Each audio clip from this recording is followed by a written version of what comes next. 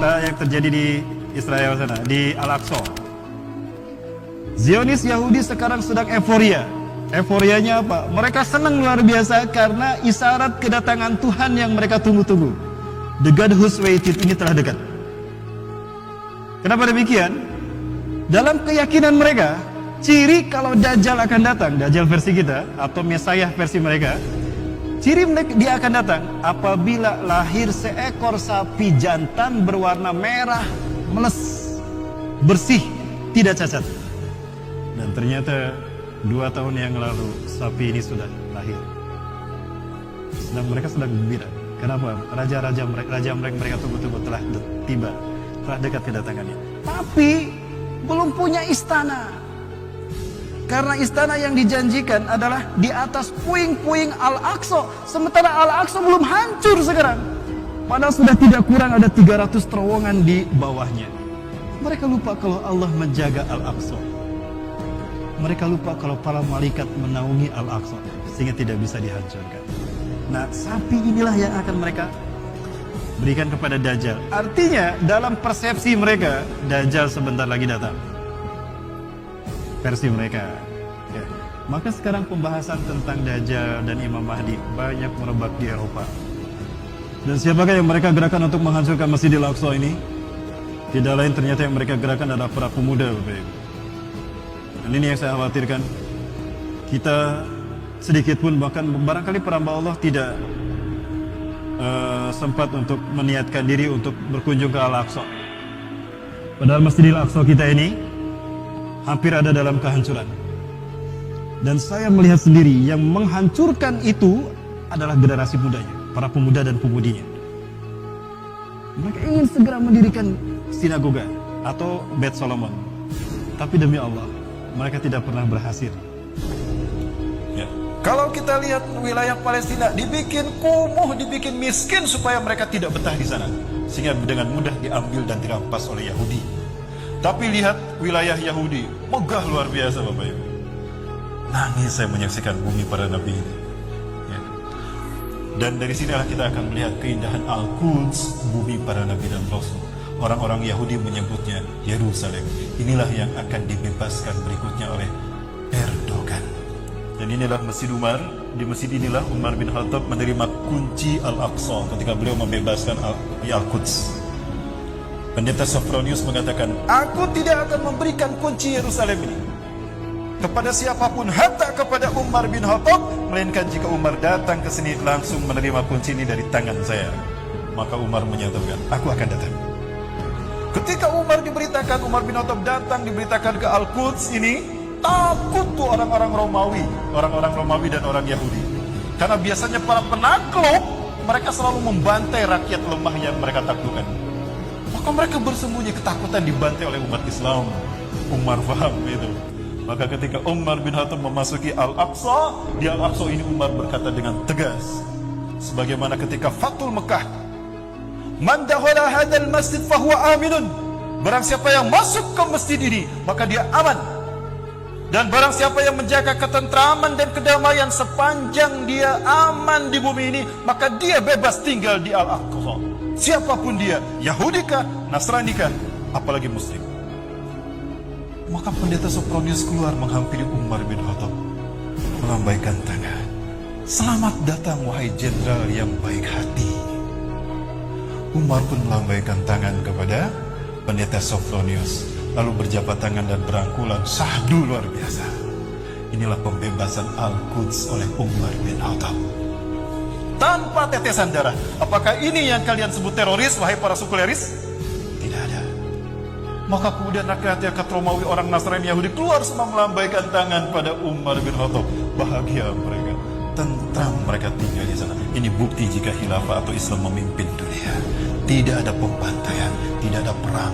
Betul? 1315 tahun Islam memimpin dunia. Sejak 610 Rasulullah diutus sampai Turki Utsmani 1924. Tunjukkan, adakah umat Islam membantai orang-orang non-muslim? Tidak ada. Adakah perang dunia terjadi? Tidak. Justru sekarang terjadi perang dan pembantaian pada manusia di saat Barat memimpin dunia. Kapan Imam Mahdi akan diutus? Jika wafatnya seorang raja, lalu 3 anak putra mahkotanya mereka, 3 putra mahkota mereka berebut kekuasaan.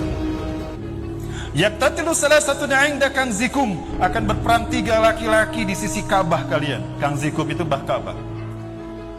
Setelah wafatnya seorang raja. Ya, jadi akan ada pertumpahan darah di Masjidil Haram, Pak, setelah wafatnya seorang raja. Dan kita tahu raja terakhir penguasa Mekah dan Madinah ini adalah Raja Salman. Bagaimana kondisi Raja Salman sekarang? Masya Allah.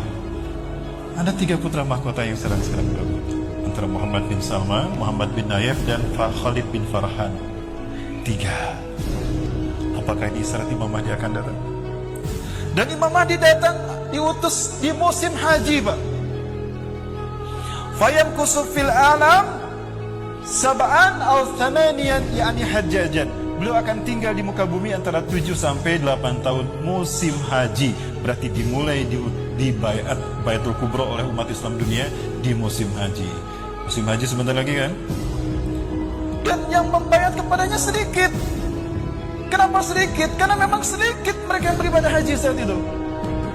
Wa adadul ladzina yubayyunahu ka'adadi ahli Badarin.